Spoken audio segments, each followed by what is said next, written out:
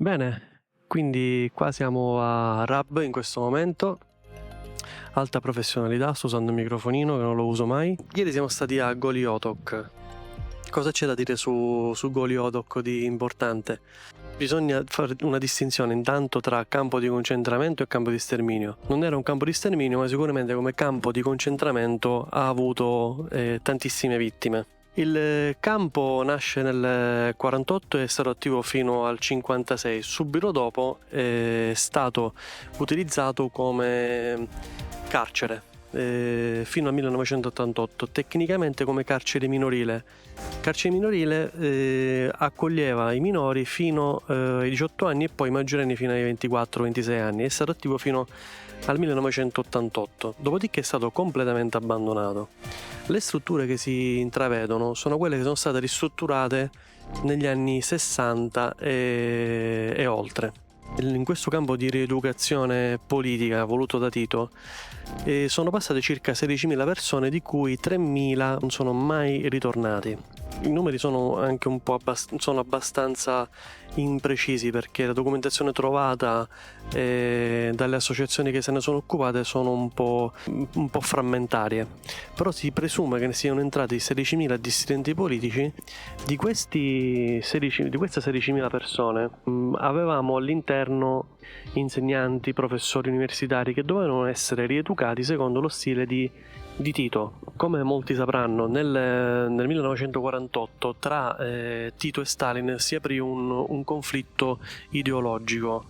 In sostanza Stalin voleva essere il numero uno del comunismo nel mondo. Tito questa cosa non gli andava molto a genio e non aveva voglia di essere il numero due a nessuno, quindi si è sostanzialmente creato il suo modo di fare politica, il suo modo di essere comunista di regime. Chi non era d'accordo con lui, ovvero gli stalinisti jugoslavi, sono stati mandati a Goli Otok per la loro rieducazione. Ci sarà riuscito? Probabilmente no, perché le ideologie sono difficili anche da cambiare. Ma la particolarità di Goli Otok è la durezza di questo campo di concentramento. Dalle immagini si vedrà sicuramente l'arrivo sull'approdo, che è quello originale. Dopodiché vedremo una salita. Appena arrivati vedremo una salita. In questa salita i prigionieri stessi avevano l'ordine di picchiare i nuovi arrivati appena di essere picchiati a loro volta. Quindi il sistema era incentrato sul fatto che i prigionieri dovevano essere carnefici quanto i carnefici stessi, se non di più. Piccole storie che ci hanno raccontato gli abitanti del posto. Una in particolare mi ha colpito perché si vocifera che i pescatori in quegli anni non andavano più a pescare in quelle zone perché dalle reti tiravano morti, quindi le rotte dei pescatori in quel periodo cambiarono. Il che non è neanche inverosimile, perché effettivamente sull'isola non sono stati trovati cimiteri e corpi sotterrati, quindi sti morti che ci sono stati, quindi gente che non ha mai fatto più ritorno a casa, da qualche parte deve essere. Probabilmente saranno segreti celati in fondo al mare. Dopo aver assolto la funzione di campo di concentramento e essersi trasformato in una prigione, è diventata famosa per la produzione di suppellettili per la cucina, per piastrelle, insomma per essere una fabbrica mandata avanti da detenuti. Piccolo aneddoto: le piastrelle, per esempio quelle per il bagno, per la cucina, prodotte a Goli Otok, non venivano contrassegnate con la sigla Goli Otok, bensì con la sigla Arbe o Rab, dipendeva dal periodo. Comunque Rab, dietro la piastrella c'era la scritta di produzione, quindi Rab, però quelle prodotte a Goli Otok avevano una sigla, un numero 2 accanto al nome Rab. Quindi se qualcuno trovasse una piastrella del genere può sicuramente tenerla come ricordo, come cimelio, perché è prodotta a Goli Otok con queste caratteristiche qui. Non so se ce ne sono ancora in giro, sinceramente non ne ho la più pallida idea. Come era organizzato Goli Otok? Goli Otok era organizzato con un sistema di tipo militare sicuramente, fino alla sua chiusura, perché insomma le carceri, anche sia il campo di concentramento che le carceri, sicuramente erano state gestite dai militari dell'epoca. E oltre ai lavori massacranti che erano obbligati a fare i detenuti, chiaramente, l'isola essendo spoglia, infatti Goliotok vuol dire isola calva, perché il vento, spazzando via tutta la vegetazione, non permette alla vegetazione stessa di rinascere.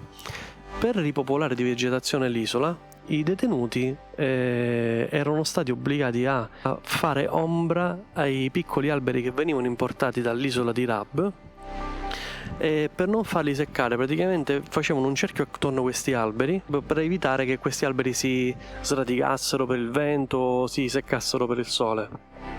Tra l'altro abbiamo visto una cosa molto interessante, penso che col drone si vedrà. Sono stati obbligati a costruire una mega piscina che non era altro che un invaso, un bacino imbrifero, un bacino di acqua, per cercare di accumulare quanta più acqua possibile per il sostentamento dell'isola stessa. La visita a Goliotok non deve essere vista come un qualcosa di turistico, deve essere qualcosa che deve fare semplicemente riflettere. È un momento di riflessione per quelli che sono tutti i regimi nel mondo, quelli passati e quelli presenti. È il primo campo di concentramento che visitiamo, in effetti, oltre a quello che avevamo già visto qui a Rab, quello italiano, la tendopoli italiana, ecco, già sicuramente nel video avrò già mostrato.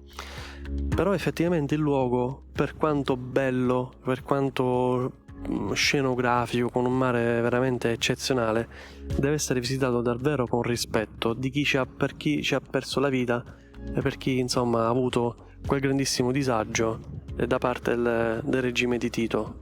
C'è da dire che dopo il 1988 la struttura è stata abbandonata, è stata usata come meta di pellegrinaggi urbex, chiamiamoli così, dal 90 in poi.